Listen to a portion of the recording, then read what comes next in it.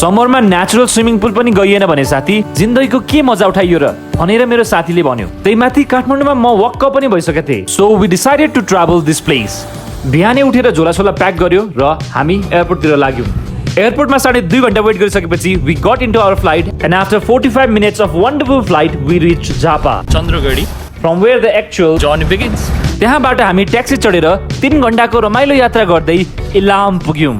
And this is one of the most beautiful places in Nepal.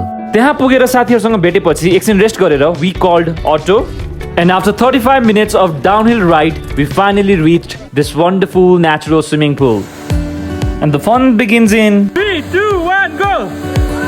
Yeah!